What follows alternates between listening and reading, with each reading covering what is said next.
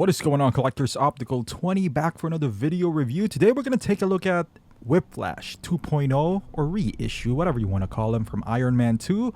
And I bought this at Amazon for $220. But if you're looking for any Hot Toys or any collectibles for that matter, head over to bigbadtoystore.com. I'll put the link down below. $4 shipping. They double box your item. And you can put them on Pile of Loot. But they have everything, basically. Statues, you name it, they carry it. Yeah, just check out the link down below. But I'll put the link where I bought this as well. It's at Amazon. I don't know how much is it gonna be by the time you see this video, but it was $220 when I bought it, so it wasn't that bad, and it's a gift. It was a gift on my birthday, and kind of like I requested it. So you can see Hot Toys exclusive.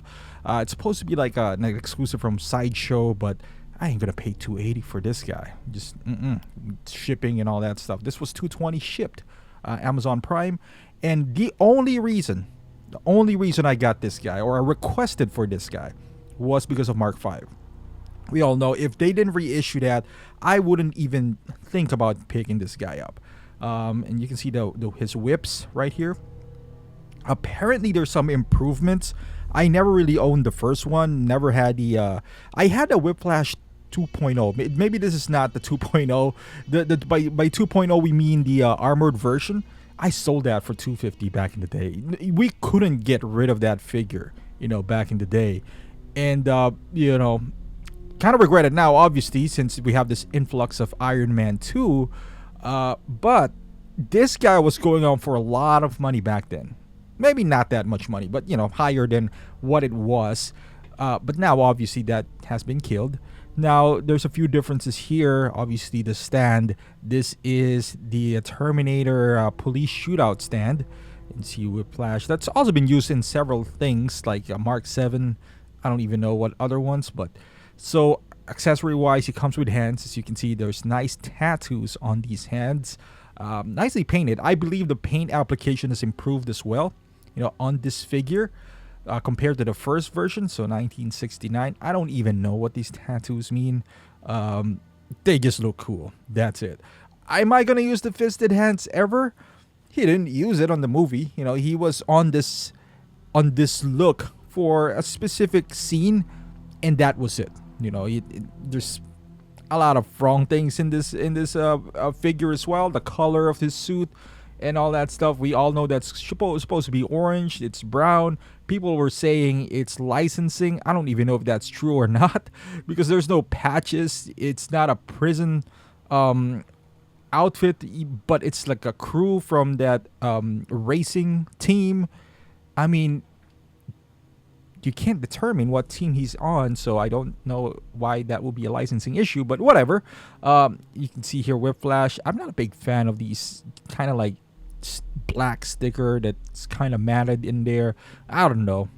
I wish it was like a silver plaque like what they used to. It kind of gives you that premium feeling, but whatever. It doesn't light up as well. This is one of those DX stands back in the day, and you can see his shoes, his exposed knees. I don't know why that's the case. His outfit in here, obviously wrong color. The pleather, there's a lot of pleather things in here, his traps, all that stuff. So gotta be careful if you live in a humid place. We've seen this in Predators, all that stuff. So yeah, just keep that in mind before you buy this figure. Where you live. If you've had experiences with something like that before, it might happen again. That's all I'm saying. I'm not saying it will happen. It might. This is one of those intricate figures that it looks cool because he does have a lot of moving parts and a lot of armor-ish look to him. Kind of reminds me of that Tom Cruise movie, Tomorrow, something like that. The thing is, whenever you move him, they move as well, all these pieces. So you just gotta be aware, I would say, and extra careful when moving him around to make sure that nothing pops out or nothing becomes unglued. Obviously, even if you do that, you can always glue it back, no problem whatsoever. And look at his shoes. That's a cool attention to detail right there. I didn't know that his shoes looks like that, but yeah, it looks pretty cool. You see the buckles in there, nicely painted as well. You can see on the back part of his, I don't know what you call it, suit or whatever, is nice and detailed, beautiful. This is what, and he's not an Iron Man figure, obviously, but he's a part of the Iron Man universe, and this is why they are I would say the cash cow for Hot Toys, is because they can do this sort of things where the attention to detail, all these little moving parts that they are known for. I'm talking about Hot Toys. They can really showcase what they are capable of, on figures like this compared to other figures that are not as complicated. And as you can see, when you light it up, unfortunately it doesn't light up the entire tube, of course, unless there's individual lights like running up in there. But hey, it's good enough because it does light up the chest piece as well. So I'm okay with that. And like I said, you see this beautiful piece in the back. You move his arms, it's not double jointed, so there's very limited movement as far as the arms are concerned. And you see again some tattoos on his hand, forearms. He's and the exposed knee as always, beautiful. His boot. Now let's take a look at his image. There's not a whole lot for this. So again, the portrait or the head sculpt, I don't think it changed. Maybe better paint application. It's not terrible. It's also not 100%. It's okay. It's okay. It's not for its age, especially that they never touched it. It's not that bad. It's not that bad, really. Maybe the hair could have used an improvement. He could have probably benefited from a rooted hair, but then again, that would be super expensive. But it's not bad. That's all I'm trying to say here, is that it's not bad. It's not perfect. Again, you gotta understand that this is almost a 10-year-old figure, maybe. Hair is nicely sculpted, in my opinion.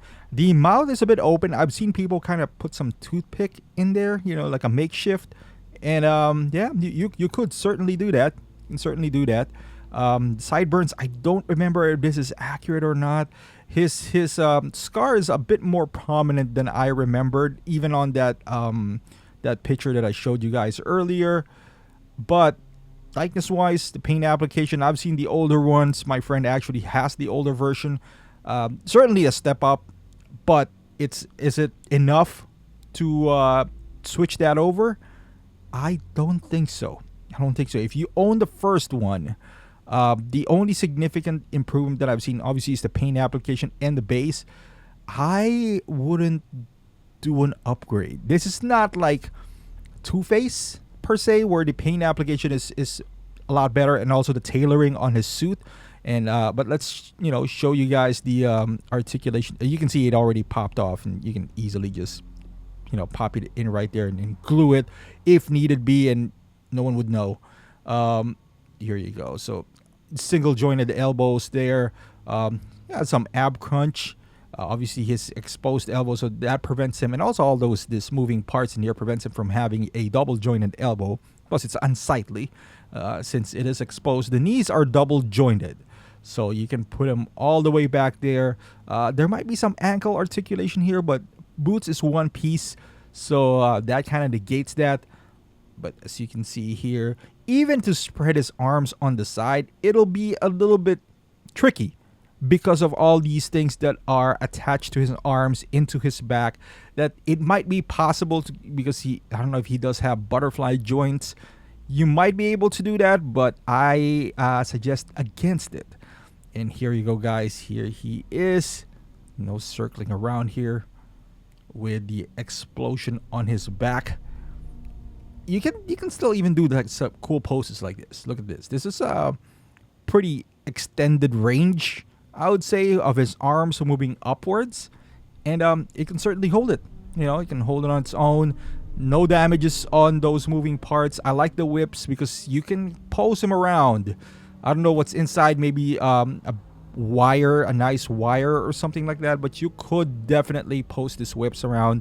And once I do get my Mark V, it'll be nice to put them on like a fighting diorama. And I don't know if I'm gonna get these Tony Stark suit up as well, I might, like I said before, I have this Iron Man withdrawal on me. The nostalgia is kicking in. I haven't seen him in 2 years. Nothing imminent in sight. So you kind of value something when it's gone. You don't realize how much back in the day when they were announcing all these, we were kind of I'm kind of like Iron Man'd out, I'm not gonna lie. So a lot of the things I didn't pick up. I do wanted to get, because back then you're prioritizing your things. You kind of gotten hooked up on the team up aspect of the Avengers. That's so if you have limited budget back then, you kind of have to reserve some items. So you're just gonna get one Iron Man because you're gonna get Cap, and Hulk and all that stuff. But now that's gone. It's starting now with Star Wars. But luckily for me, I don't feel the same ways on Star Wars. I don't feel like I need to build a team on Star Wars. So I'm just going to pick up the things that I really do love. But on Marvel, I'm starting to pick up those missed opportunities, especially on Iron Man. Like this guy right here. This one being in my collection, the price played a big factor. Because like I said, a $220 nowadays. It's almost impossible. You can only get a Stormtrooper for $220. Typically, it's $235 is the baseline. I think it's $250 now. So, picking this up at $220 shipped is the major, I would say, major factor on me picking him up. And we see it, Iron Man 2 Mark IV. He is in Iron Man 2 as well. So he's going to be the stand-in for now. As you can see, the height comparison there. The background is obviously Titan, which he's not in there. But you saw him with the villains earlier. We have a lack of villains, as you guys know, from MCU, from Hot Toys, basically, not MCU. So every villain that comes out, I always have my eye on it, whether I'm going to pick it up or not. It's a matter of how much I feel about this particular figure or villain. But here we go, guys. Whiplash. I wouldn't say it's a must-have. I wouldn't say that.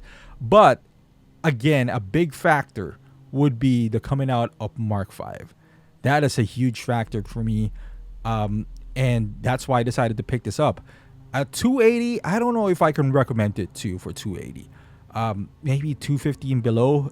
Even better if you can get it for like how much I got it for, $220, and it's shipped. It does have tax because I bought it from Amazon, but yes, this one is decent.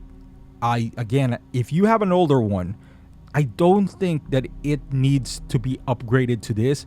My point earlier is, unlike Two-Face, he got a better tailored suit. It's more form-fitting and compared to the baggy ones that was before. They never addressed the suit in here. It's still the wrong color. As a matter of fact, they made it even darker. So that didn't get it fixed. The updated paint application, it is nice. It's not it's not enough to take a loss on that. If you're gonna take a loss and get this, if you're gonna break even, go ahead. I highly doubt it though, because this guy is still widely available. So thank you for watching, guys. Hopefully you liked this video. If you did, give it a thumbs up. Subscribe to my channel if you haven't done so. Follow me Instagram, Facebook, and Twitch, and I will see you guys in the next video.